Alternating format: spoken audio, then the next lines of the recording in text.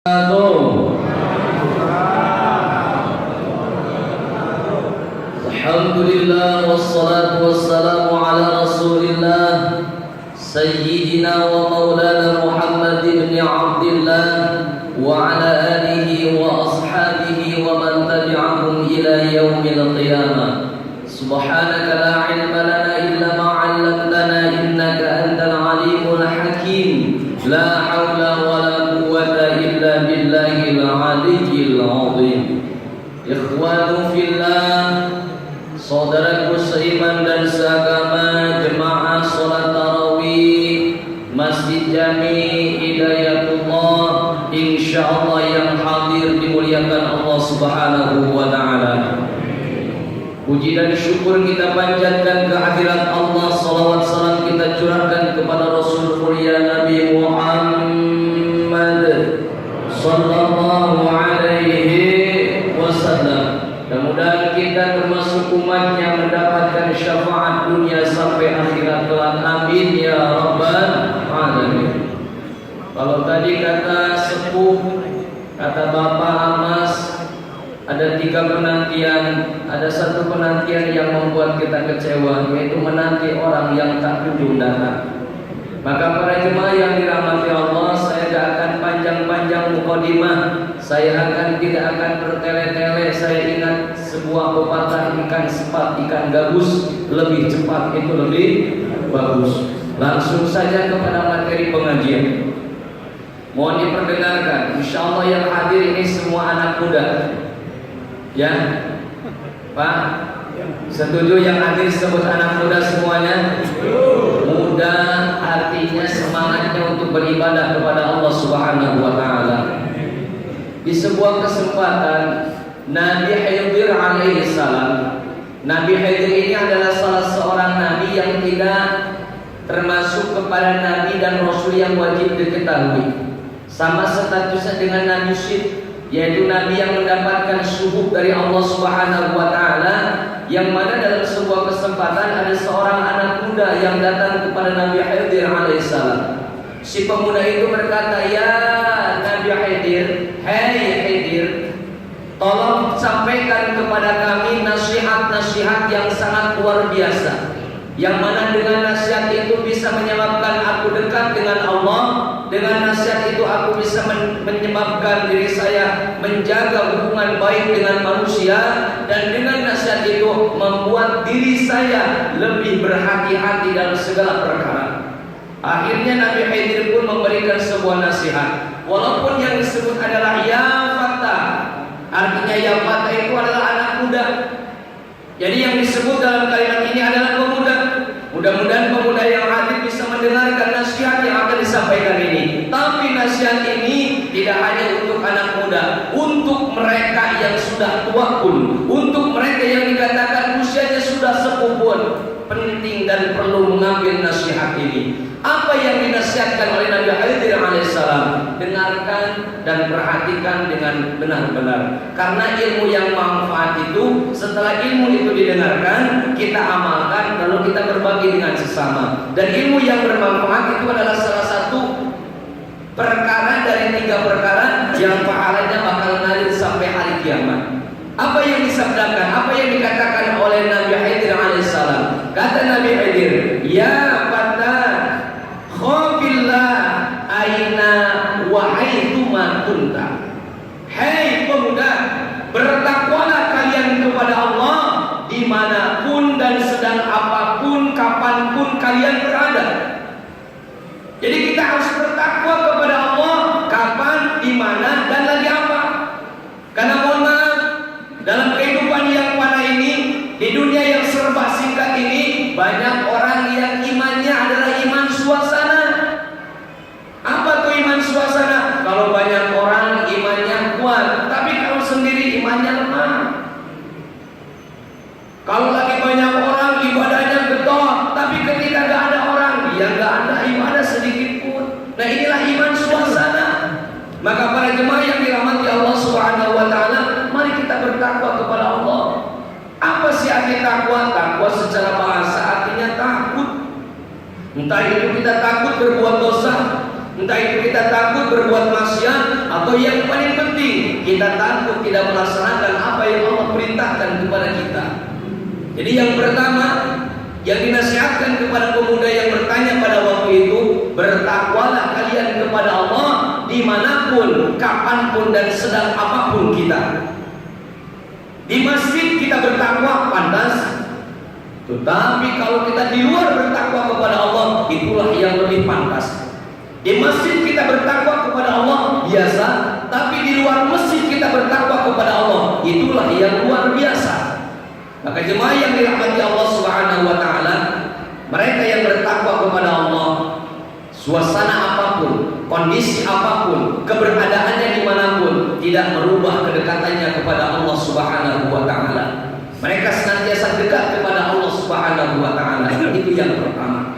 Yang kedua, yang dinasihatkan oleh Nabi Khidir alaihissalam kepada seorang anak muda, kata Nabi Khidir, wamsik lisanaka, wamsik lisanaka, tahanlah lisanmu, jagalah lidahmu dari apa? Anil khalqi, dari mengatakan makhluk Allah Subhanahu wa taala.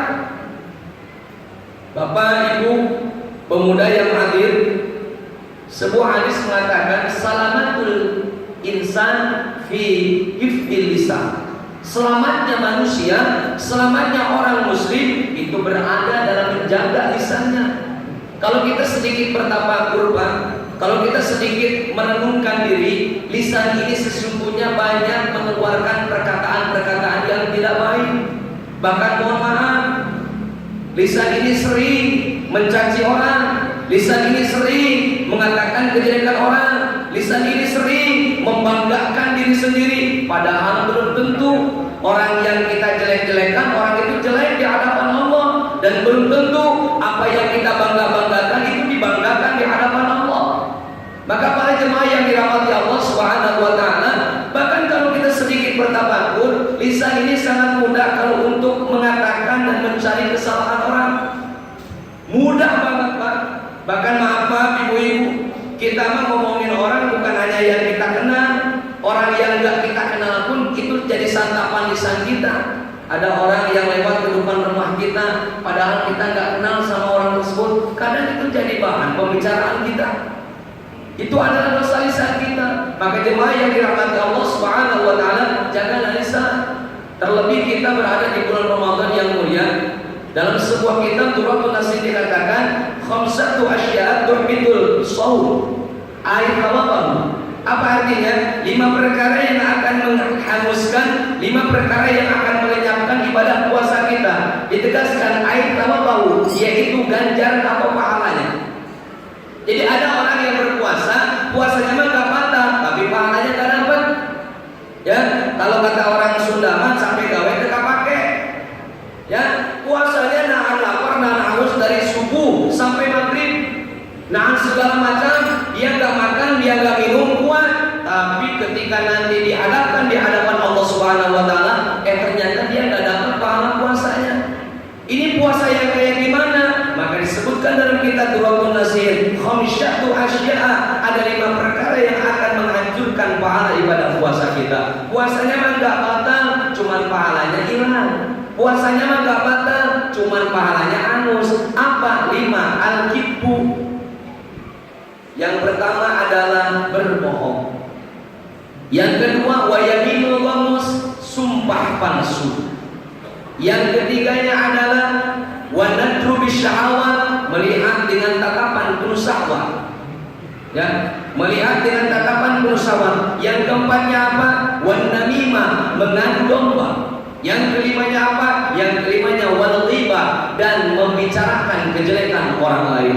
Kalau kita lihat perkara yang disebutkan oleh baginda Rasul yang membatalkan pahala puasa, banyaknya di lisan, Pak. Ngadu domba lisan, ngomongin orang lisan, bohong lisan, sumpah palsu lisan. Cuma satu selain daripada lisan, yaitu melihat dengan tatapan penuh syahwat, melihat dengan tatapan penuh nafsu. Maka jemaah yang dirahmati Allah Subhanahu wa taala, jaga lisan kita. Jaga lisan kita.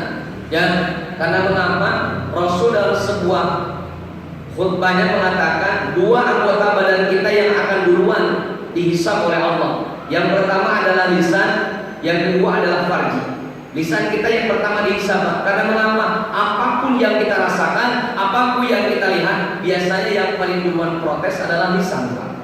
Itu yang kedua. Yang ketiga, kata Nabi Idris alaihissalam, khubzaka ta'kuluhu hatta yakulu. Perhatikanlah makanan yang kalian makan, karena belum tentu makanan yang kalian makan itu halal di hadapan Allah Subhanahu wa taala. Lihat Pak, makanan yang kita makan halal atau enggak? Mungkin dalam jenisnya halal, tapi dalam segi meraihnya enggak halal. Siapa tahu roti contohnya itu halal roti, Pak. Ya, atau mungkin nasi itu halal nasi, Pak. Tapi kalau hasil nasinya hasil nyolong halal enggak, Pak? Pak, kalau nasinya hasil nyolong enggak halal enggak, Pak? Enggak, roti halal. Kalau rotinya dapetin kita nyolong halal enggak, Pak? Nah, maka jemaah yang dirahmati Allah, bisa jadi yang kita makan itu belum halal, mungkin jenisnya halal, tapi caranya yang tak halal. Padahal dalam sebuah keterangan dikatakan mereka yang memakan makanan yang haram, mereka yang memakan makanan yang halal, yang tidak halal, lalu makanan itu masuk ke dalam perutnya, lalu dicerna menjadi darah yang beredar ke seluruh tubuh, maka itu yang akan menyebabkan doa kita tidak diijabah oleh Allah Subhanahu wa taala. Kalau mungkin Bapak Ibu permintaannya banyak gak di-ACC sama Allah. Kalau mungkin Bapak Ibu permintaannya nggak banyak dikabul sama Allah, jangan dulu nyalahin Allah. Mungkin ada makanan yang haram yang kita makan, Pak. Mungkin ada makanan yang haram yang masuk ke perut kita, Pak. Yang itu yang menyebabkan amal kita, doa kita tidak diterima oleh Allah Subhanahu wa taala. Jadi 3 perkara. Yang pertama, nasihatnya suruh bertakwa. Ini hubungannya kepada Allah. Yang kedua, nasihatnya suruh menjaga lisan, karena kita hidup bersosial. Yang ketiga, nasihatnya adalah lihat makanan yang kita makan ini untuk diri kita. Ya, jangan sampai kayak yang tadi dikatakan, kita capek gawe teka pakai, ya ibadah, rajin doa terus, tapi nggak diterima sama Allah. Karena kenapa? Salah satunya ada barang haram yang masuk ke dalam perut kita. Itu saja yang disampaikan. Mudah-mudahan bisa bermanfaat Pak ya untuk kehidupan kita, terutama kalau kita bisa menerima nasihat tadi. Ini nasihat yang sangat penting ya, kita bertakwa kepada Allah. Karena kita mah kalau lagi galau takwanya hilang ya, atau kalau kita lagi banyak uang takwanya suka kabur kita ya. Nah itu masih iman suasana Pak. Kalau orang yang benar-benar bertakwa mah mau lagi sepi, lagi rame dia tetap takwa, mau lagi jaya, lagi bangkrut dia tetap takwa. Karena mengapa? Karena itu bukan jadi tolak ukur dalam kehidupannya. Yang pertama, yang keduanya jaga lisan. Ya, banyak orang yang sudah sakit hati dengan bibir kita. Banyak orang yang sudah terungkit kesalahannya oleh lisan kita. Terus apakah mau sekarang kita di akhir ujung usia ini kita masih nambah dosa untuk mengatakan kesalahan orang lain? Stop gibah, stop berbohong, stop sumpah palsu. Karena mengapa? Karena itu semua bukan membuat kita bahagia, justru akan membuat kita sengsara. Yang ketiganya, lihat makanan yang kita makan. Cek makanan yang kita makan ya, karena di dalam Al-Quran pun Allah mengatakan ya, Allah berfirman ya ayyuhalladzina amanu ya ayyuhan nasu kulu mimma razaqnakum, dan hai manusia, makanlah makanan yang baik yang telah kami rezekikan kepada kalian. Jadi Allah nyuruhnya yang baik. Dalam tafsir Ibnu Katsir, baik di sini yang disebut adalah halal, baik barangnya halal. Ada beberapa cara halal jenisnya, halal dalam segi barangnya. Itu saja, semoga bermanfaat. Ini perjumpaan awal saya selama di Hidayatullah ya. Terima kasih karena asbab jemaah sekalian, hakikatnya Allah. Karena ketika Allah berkehendak tidak ada yang bisa menghalangi ya. Kita bisa berjumpa kembali. Mudah-mudahan perjumpaan kita ini tambah mendapatkan berkah dari Allah Subhanahu wa taala. Insyaallah selama saya di sini mungkin khusus yang etika ya, hadiri pengajian-pengajian Pak. Insyaallah nanti setiap kalau nggak ada jadwal pengajian kita isi dengan ngaji biar itikaf kita berkualitas. Jangan sampai itikaf kita ya tidak ada maknanya di hadapan Allah ya. Yang namanya itikaf adalah mensibukkan diri untuk beribadah kepada Allah. Terlebih harapan kita ingin menggapai Lailatul Qadar. Jangan sampai Lailatul Qadar ada, jangan sampai Lailatul Qadar datang, kitanya nggak lagi ibadah. Ya, kita ibadah insyaallah pada duhur, pada asar kita isi dengan kajian, walaupun sebentar ya, walaupun sedikit hadir saja Pak, hadir di majelis ilmu 1 jam dalam sebuah keterangan, hadir di tempat ilmu seperti kita ini, hadir di tempat ilmu saat dan 1 jam atau saat dan 1 saat, maka itu lebih baik daripada sedekah 70 ekor kuda. Kalau Bapak pernah beli ekor kuda itu yang paling murah 40 juta Pak. Itu yang paling murah. Ya, kalau kita 70 ekor tinggal kalikan saja. Saya mah nggak bisa ngitung. Jadi mending duduk saja di sini Pak. Pahalanya 70 ekor kuda tersedekah. Ya, yuk kita datangin. Ya, masalah ngerti dan nggak ngerti mah, ya kita yang penting dengerin dulu. Karena perintahnya juga bukan perintah untuk ngerti, tapi perintah untuk mencari ilmu. Untuk ngerti mah itu hak Allah. Kalau kitanya habis ngaji mau ngapalin, habis ngaji kita mau benar-benar ngamalin, insya Allah kita bakal ngerti. Tapi kalau cuma gak apa-apa lah bahasanya ngaji dengar, didengar telinga kanan, cepat-cepat keluar telinga kiri, gak apa-apa. Yang penting kita hadir dulu. Siapa tahu dengan hadir itu Allah mendapatkan keberkahan ilmu bagi kita, sehingga ilmu yang kita dapatin menjadi ilmu yang bermanfaat. Setuju Pak? Ibu-ibu setuju? Ya, jadi kata sebuah peribahasa, undur makola wa tandur mankola. Lihatlah apa yang dibicarakan, jangan lihat siapa yang berbicara. Karena mengapa Pak? Karena dulunya Umar bin Khattab adalah orang yang mau membunuh Rasul. Tapi ketika Umar bin Khattab mendapat hidayah, sekarang fatwa-fatwanya, nasihat-nasihatnya didengarkan oleh seluruh umat Islam. Ya, makanya sama siapapun yang berbicara, mau ustaz siapa, selama itu baik dengerin sama kita. Insya Allah kita dapat kebaikan daripada itu semua. Ya, insya Allah. Itu saja kita lanjut dengan sholat tarawih. Mudah-mudahan hadirin yang berbahagia, hadirin yang datang pada malam hari ini, Allah sehatkan badannya, Allah panjangkan umurnya, Allah berkahkan kehidupannya, Allah mudahkan rezekinya, dan Allah istiqomahkan untuk beribadah. Anak cucunya soleh dan solehah, rumah tangganya sakinah mawaddah warahmah, dan intinya mudah-mudahan di ujung kehidupan nanti kita bisa menggapai husnul khatimah. Akhirul kalam. Assalamualaikum warahmatullahi wabarakatuh.